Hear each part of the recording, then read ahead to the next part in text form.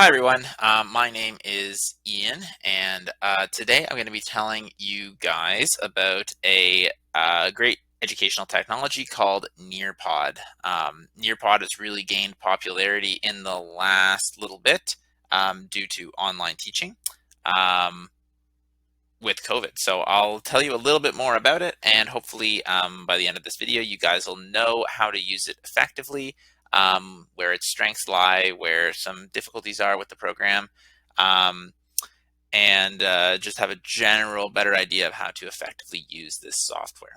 So let's start off with what is it? So what is Nearpod? Um, Nearpod is a presentation software, so it's a lot like say PowerPoint or um, Google Slides, for instance. However, it's considerably more powerful than either of those two softwares because you can intersperse various activities within it. So those activities can be a variety of different things. So those can be multiple choice questions, short answer questions, fill in the blanks. They have a couple different games which you can put in. And additionally, you can also put in different things like simulations. So there are PhET simulations, which is a sort of, they're based mostly science and math related. There's also 3D models. So things like you can see the inside of a nuclear power plant or the inside of a dam or something like that, or inside of a cell even. So these are all cool features which you just don't get in a standard presentation software. Yeah, and that basically means that what you end up with is lessons that end up being more engaging and interactive.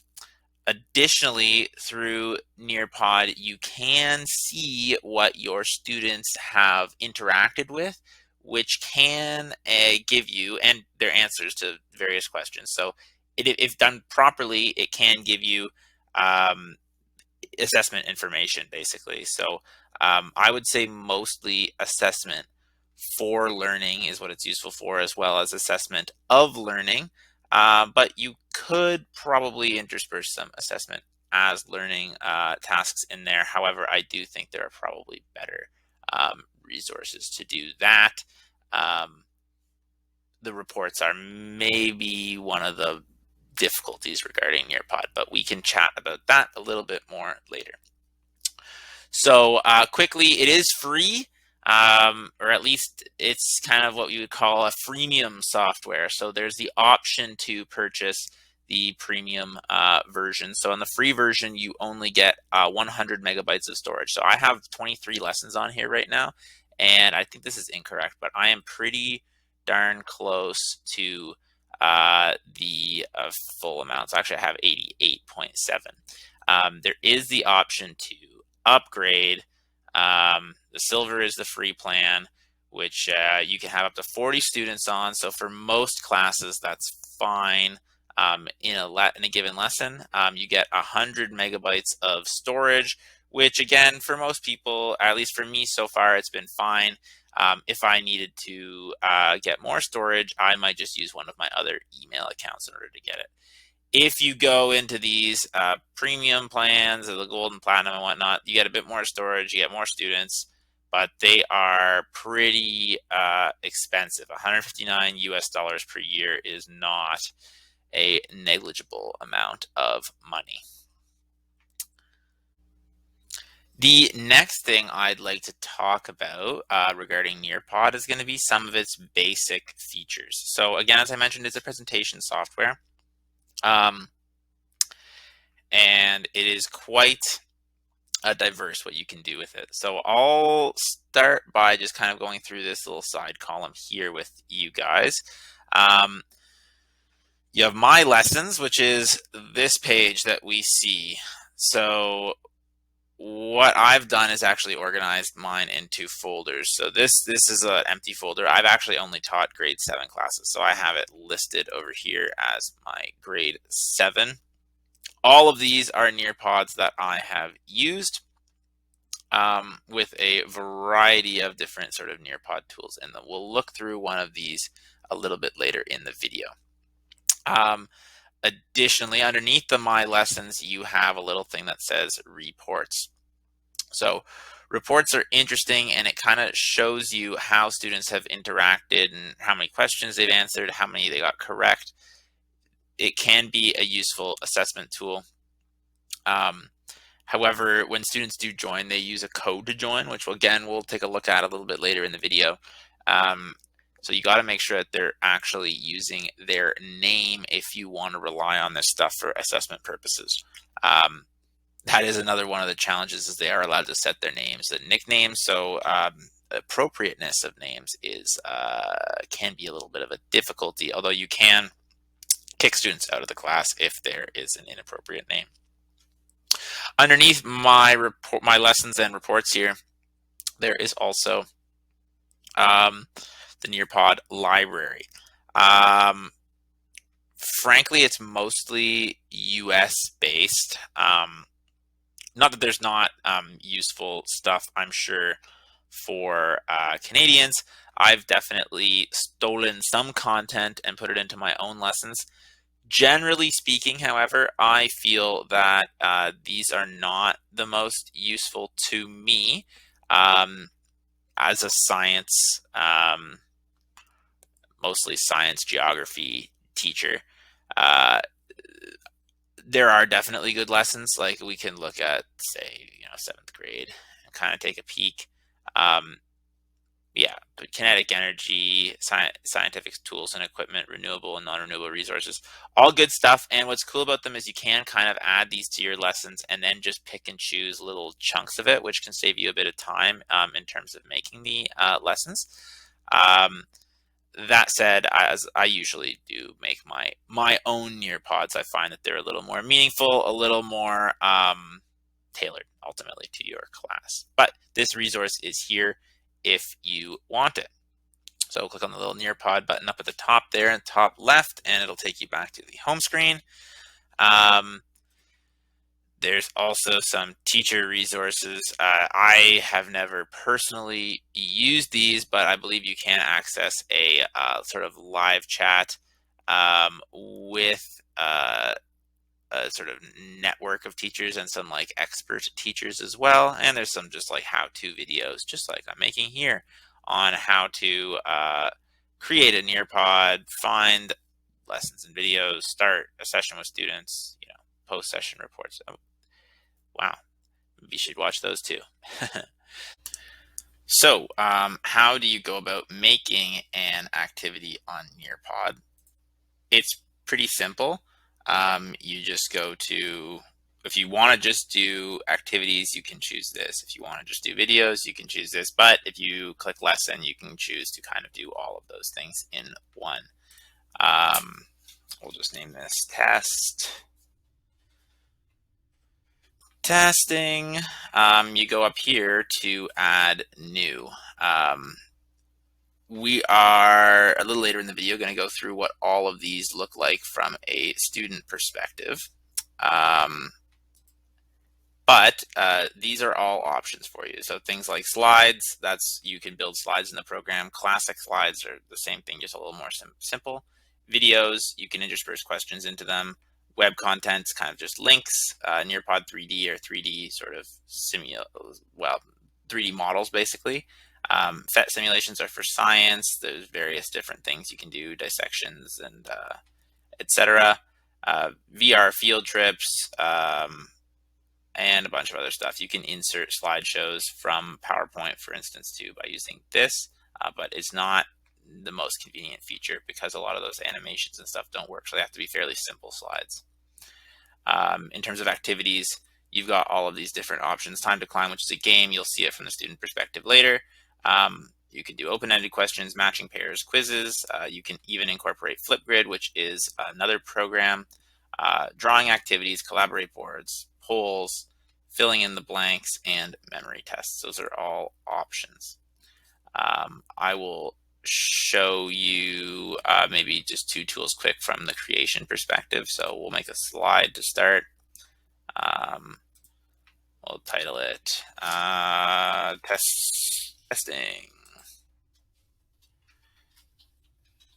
testing, and we can add an image, let's say. So we can go to images, Google search it. What comes up? Testing. Well, a lot of COVID related testing here, but sure, whatever.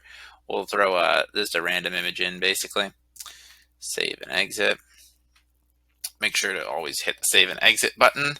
That's going to save your slide, basically. We can add new slides in. We'll do them with an activity. Let's say an open-ended question.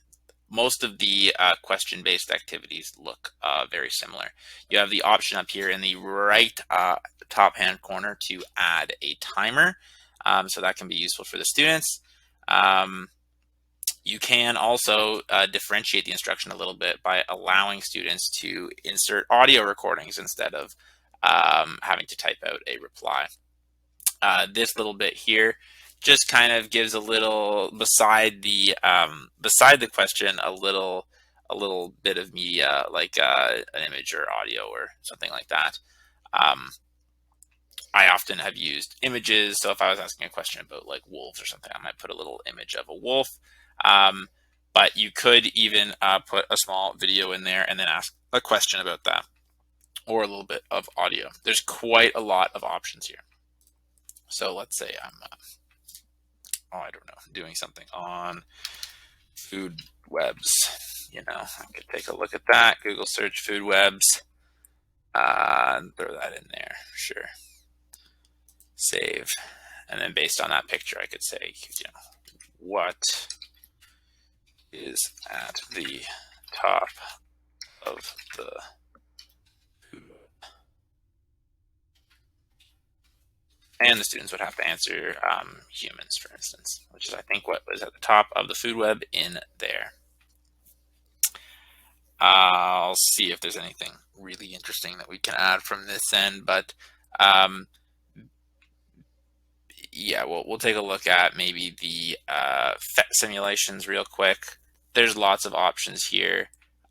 It's not the best in terms of searchability, but if you were, say, doing science for middle school, you could do something about static electricity or balancing chemical equations or building an atom. I've used this building an atom one before, really quite good. So that is pretty much that in terms of adding questions, adding activities, and adding slides. As I mentioned, you can actually upload slides. If you hit slideshow, you can choose to bring them from your drive, or you can upload them. That's what this little thing is here. You could upload a PowerPoint. I was mentioning you do need to keep things fairly simple. There can be no animations in it, no overlaid images, or they will just present as kind of flat. There's no click through like you have in PowerPoint, for instance, where you can load an image on top of an image. It has to be just a simple slide, basically.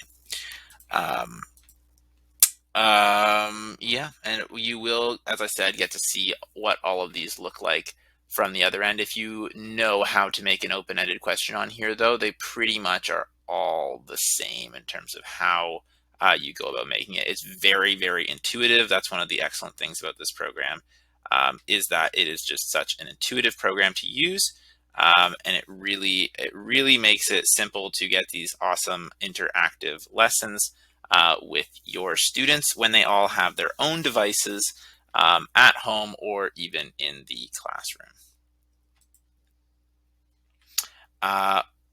Some quick pitfalls. Sometimes when you're saving and exiting a presentation, it will get jammed. So it's doing this little saving activity, or sometimes it'll say, you know, down in this corner over here, that relax, we're processing, and it will just do that forever and ever. In this case, it didn't do that. But if that's the case, I recommend going back in and clicking the edit button again, and then just trying to resubmit it. Occasionally, the server just seems to have some problems for Nearpod.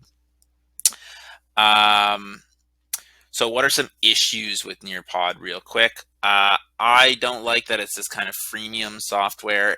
It's nice that you have full access to all the features, but the 100 megabytes is somewhat limiting. As I was mentioning earlier, I am pretty close to my limit at this point after having taught about well, 15 weeks worth of courses to 10 of them being online courses where I use this a lot. The other difficulty is the inappropriate names. So that's tricky. You really got to feel it out with your particular class. The reports for evaluation are a little bit difficult to it's hard to get grades out of. You really have to kind of individually click on each of these sessions and then take a look at it. So for instance, I'll show you what one of the reports looks like. But it is difficult. You can download them, but it's not a really simple process. As you can see, some kids did not input their real name here. So you can interpret. I knew this was probably Jules from the class, but dog equals God. It's who knows, right? So that you got to make sure if you are going to use this for evaluation that your students are going to actually use their names. Of course, with anything technologically, it can be difficult to get some students onto it. So transitioning between different programs and getting them onto this program can be tricky. Nearpod does make it fairly simple. You really just need to input that code, or you can even give them a live participation or a student paste link. But again, it can be quite challenging. One thing I do like about it is being able to organize it into different folders. That's really awesome to keep all of your activities nice and neat and in the right place. Coming back to that kind of inappropriate names thing, the other issue is with these interactive ones, so like the Collaborate board, for instance, you certainly can get, again, inappropriate submissions. I believe it'd be hard to show without having a live audience, but there is ways to, you basically, before they pop up on the screen, you can kind of approve them as an instructor. So there are ways to kind of reduce that risk of students seeing stuff that's inappropriate. So now that we've seen a little bit of how to kind of make a Nearpod, I'd like to show you what it looks like from the student end when they do these Nearpod activities. So what you got to do, you have two options. There's live participation. So if you're doing like a Zoom based or MS Teams based class, you can do this live participation and actually kind of talk and go through it with the students as they do it. Alternately, there's the kind of asynchronous version, the student paced version. Both of them are going to generate a code when you click on them. For today's demonstration, I'm just going to click on the student paced version and we'll get the code right there. So I'm going to copy that. I'm going to drag over a incognito tab so that can't tell I'm logged in, excuse me. And we'll hit enter here. And this is going to showcase kind of all of the different activities that are possible on Nearpod. So first off, you got to start by putting your name in. So my name is Ian Jason Byerly, and my nickname is going to be IJB. Again, you want to make sure your kids are using appropriate names. So yeah, here's the title of the presentation, get to know the activities and interactive components of Nearpod. So this is one of those interactive components. I believe this is a 3D model. This is one of a hydroelectric generator.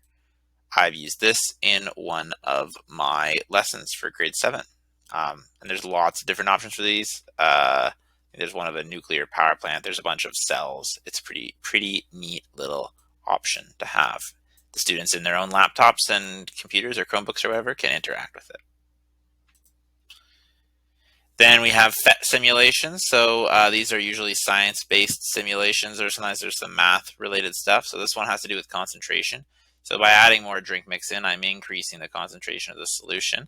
And eventually it's going to become saturated. So if I remove some water, I evaporate it, oh, boom, it's saturated. We can see there's little bits on the bottom. You can use tools like this in order to measure the concentration, which will actively change as you add water or you can drain stuff. There's all kinds of different ones like this too. I'd definitely recommend looking through the PhET simulations if you are a science teacher. There is probably going to be one relevant to your particular unit. And for this particular one, you can choose all kinds of different substances, not only drink mix. This is a demonstration of videos and how they work on Nearpod. So I have 2 questions interspersed in this video. So if I hit play, hopefully it'll, the buffering pinwheel. There we go. Oh, we have a technical problem. Buddy, scoot. And there. All right, so what happens when he leaves the shelter? He faints. Submit. That's correct. Continue playing. Okay, bud. Shake it off. You can do it. Up you go. Good job. So there was a multiple choice question first, and the other option that you can do for the videos are open-ended questions. So what does the goat do after he faints? I don't know. He gets up.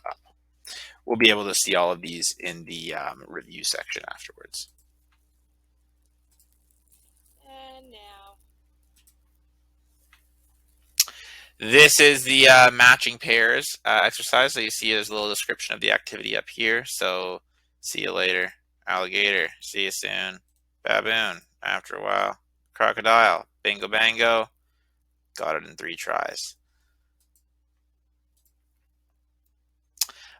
This is the draw board, so you can draw various things out. This can be kind of cool if you are doing a live class. I've just kind of thrown something random up here, but you'll be able to see these obviously as the instructor. So I say, draw a mustache on Lady Gaga. Wow, look at that. Oh my goodness. So this is the collaborate board on Nearpod, what it looks like from the student perspective. In this case, I have something I said like nature. What words come to mind when you think of nature? So they'll input things like calm or beauty. Type in there.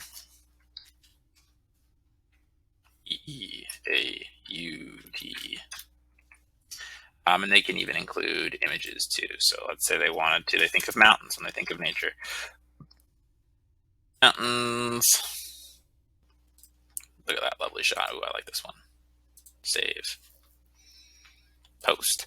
And then other students can interact with them by going and liking their stuff, for instance. So these are cool. Kind of the collaborate boards are neat. You kind of see what everybody in the class is thinking. If you're doing it live, this will kind of pop up. And as everybody else types their stuff in, it pops up too. Of course, there is the issue again. If you have students who are immature, this is abusable. So try, hopefully that's not going to happen in your class. There's the option of polls. Polls are quite simple. Is Nearpod a good learning tool? Sure, yes. Or you could say no, or you could say meh, whatever. And then when it's all done, there's kind of a, you can see the results from the whole class. So I'm going to say yes, Nearpod's a great learning tool. Fill in the blanks is pretty self-explanatory, but it's another solid activity for some types of things. I've certainly used it in a variety of different lessons before. It allows students to think a little bit. It's a bit more engaging maybe than a multiple choice question. So I just have the lyrics to "O Canada" here. "O Canada, our home and native land, true patriot love, in all of us command." There we go, done.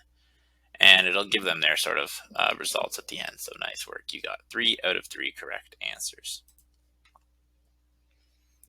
There's also quizzes. The quizzes are interesting because they can kind of, you can have multiple questions worked into one of these quizzes. Again, you can see the results afterwards and use it for evaluation purposes. So who is our prime minister?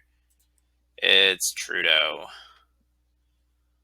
And you hit next, and we have another one. Is Ian, the creator of this video, rad? The answer should be obvious. Submit, and it should give you a, I believe, result readout. Yeah, so 100% correct.